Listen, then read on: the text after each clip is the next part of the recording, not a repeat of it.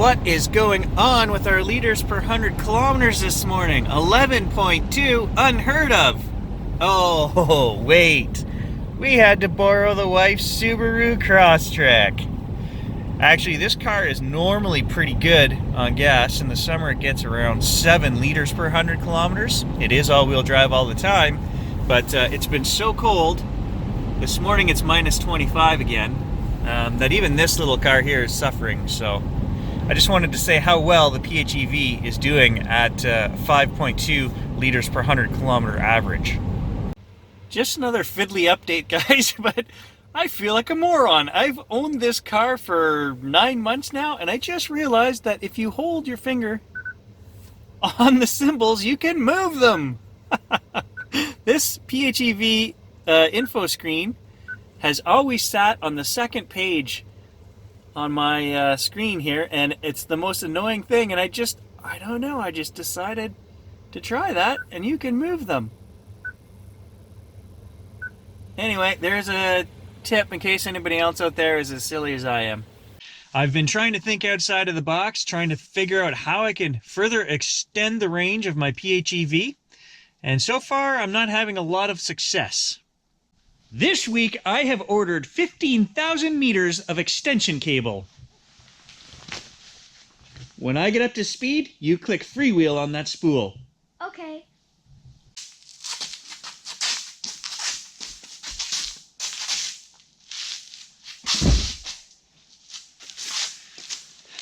"28 deep cycle marine batteries. 3,652 mini solar panels. And a hot glue gun." Good job on the solar panels, Dad. Thank you. So this morning I was doing some research on electric car sales in Canada. I wanted to get the year-end numbers for 2018, especially dealing with Ontario here, because our local government canceled PHEV and electric car incentives. When I purchased this car in April last year, I got a $7,000 government refund. And when the new PC government took over in June, they quickly announced the cancellation of the incentive program. Why did they do this? They did this so that they didn't have to go into a cap and trade system to save $1.9 billion, according to them, and lower gas prices a whopping 10 cents a liter here in Ontario. Which absolutely blows my mind. Great, you've curried favor, you've lowered gas prices 10%, but you took away all clean energy incentives for electric cars. It's corruption. That's all it is. That's all I can say. Let's talk about the numbers for Mitsubishi. I was actually kind of surprised. Year-end numbers showed that we topped 5,000 units sold here in Canada for the Outlander PHEV. Yay, Canada!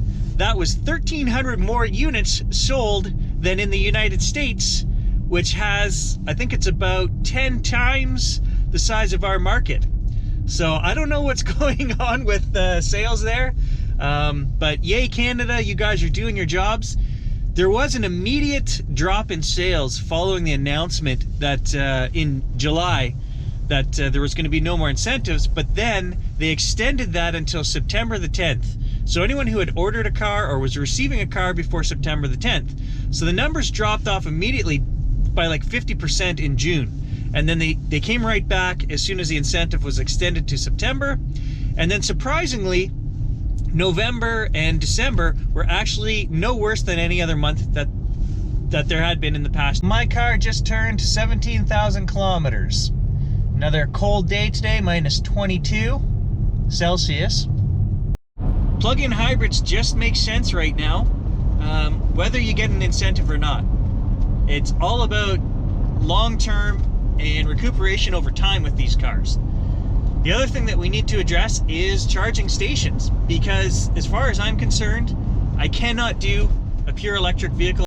I would love to go pure electric on the next car, but there is no way I can do that because I cannot leave from my house, North Bay, Ontario, and go to Ottawa or somewhere like that. There's just nowhere to charge along the way. And up here, there doesn't seem to be it's not free charging like there is in a lot of places. We have one charger in town in North Bay, and I stopped to use it, and it was $12 an hour. Well, that costs more than gasoline, especially when you only need a 20-minute charge, level 3 charge here in the PHEV, and it was going to cost me $4 or something. So at home, my cost from empty is something like, with delivery charge and everything, is something like 80 cents. So that doesn't make any sense for me to stop and charge in the public when I'm going to pay more than I would to just burn gas. And gas prices at the time that I stopped and was looking at plugging the car in were still around $1.30 a liter. Now they've dropped down. We're at 95 cents a liter here in Ontario. Don't get me started on the corruption of this whole gas price thing. It's just, you know, if you've taken any courses in environment, you'll see a cyclical pattern where they show you, we're going to lower gas prices by not joining the cap and trade system for carbon, which is BS. They just want to keep prices low so that people say, hey, I'll just keep driving my car for an extra year or two. I can't justify the cost of a new vehicle if gas prices are this low. That's all it is. It's a way to control the mass market and just keep people sedated and happy that prices are down 30 cents a liter and say, oh, I can just keep driving my gas guzzler. Look at all the money I'm saving. And there's no environmental cost figured into that calculation. It's an economic cost only. And that's the problem with this world, is it's economically corrupt. But I am happy to see that numbers aren't dropping as much as I thought they would, and that people are still making the right choice. I had a guy online asking me about the OBD2 plugins that we use for the Watchdog app. And he was saying he didn't want to void his warranty by plugging this in. As far as I'm aware, there is no voiding of warranty. I leave mine plugged in when I take the car into the dealer. They updated my car last week. They've never said anything to me, and as far as I know, it's just a plug-and-play adapter, the same as a USB. You're not writing anything to the car, you're just monitoring the information that's coming out of the car. So if anyone out there can correct me on that, if there's any known cases of warranties being voided, I did a bit of research, I couldn't find anything on that, and I don't think that's the case, because you're not altering software, you're just reading what's going on in the car. But if anyone knows different, let us know.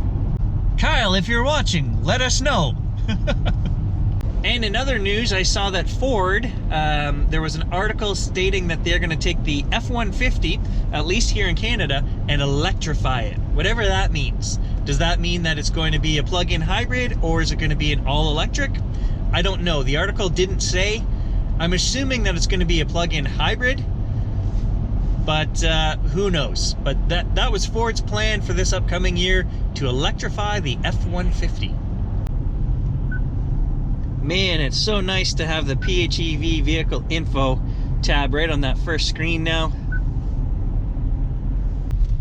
Another thing I think we need to touch on is the battery degradation again. People are very concerned about this. So what I'd like to point out is a couple of things. Why I'm not too concerned at this point. A, my vehicle is not even a year old yet. And what happens when you purchase a new vehicle that has lithium batteries in it is you get a drop off right away. Like lithium batteries in any device, including cars, the capacity is going to drop down until it levels off at whatever that level is. I don't know. Is it a 10% loss? A 20% loss? I'm hoping it's not that high. Right now, I'm very close to 10% loss in under a year. Am I concerned? No, because I'm hoping this is going to level off and I'm going to get 8 or 9 years of fantastic driving at that level. If that is not the case, which has not been the case in many other countries with the PHEV, we'll deal with Mitsubishi at that time. And the results that the other guys are getting in the other countries were battery replacements. And we do have a 10-year warranty on this battery from Mitsubishi. And I also have their personal guarantee that I will not be left high and dry. Right. Sorry, Mitsubishi, I don't mean to be cynical, but we've all heard that before. I'm hoping I don't have any problems, that it's just going to level off here, in the 10 or 12% range, and we're going to go. And finally, the last thing to keep in mind, with a plug-in hybrid system, the worst that your car is ever going to be is like a hybrid. If I went out and bought a Toyota hybrid, RAV4 hybrid, for example, you get zero plug-in capability. So you turn your car on and 40% of your driving is covered by your hybrid drive battery. Well, guess what, guys? Even in the worst circumstances, your PHEV is always going to have that capability. And even if you're only getting 10-kilometer range, you're still getting 10 more kilometers every time you turn the car on than somebody who goes out and buys just a hybrid vehicle. So you got to keep that in mind as well. That's worst case scenario, and I'm not saying that that's what we should be looking forward to, but I'm saying worst case scenario, even if your battery crapped right out and you were in negotiations with Mitsubishi, you're still going to have 40% of your driving covered by your electric drive battery. Now, where did I get this 40% number? Well, that's what I'm kind of averaging from my numbers last year. As you guys know, I write down every little bit of electric that I drive. And I also look at my percent number for distance traveled in electric. And all I do is I keep track of that, and I figure out if it's telling me 40% and I've gone 300 kilometers, then I know 120 of those kilometers were covered on electric. And then I add up all those numbers for the end of the year. And this year, I'm actually going to total and track the total number that I go on electric. I didn't do that last year, but this year I'm going to do that, and it's going to be part of my stats tracking. At this point, I would like to point out that my daughter also reminded me to promote riding your bike. Ride your bike when you can, guys, and that way you save money and there are no emissions to the environment, electric car or not. So thank you for reminding me, Kaylee. She tells me it's the same amount of cold whether she rides her bike or drives in the electric car with Dad in winter. Smart kid. So the whole point of this video was just to throw a bit of optimistic pizzazz into your day. Something that the numbers kind of surprised me. I was expecting a total complete drop-off, in Ontario at least, for electric and PHEV numbers, and that's not the case. So I just wanted to say it's not all doom and gloom. We, the consumer, we, the people that are saying make the change, are doing the job, and maybe not all for the right reasons. It's an economic drive to say, hey, I'm still gonna save money in the long run, but it's happening.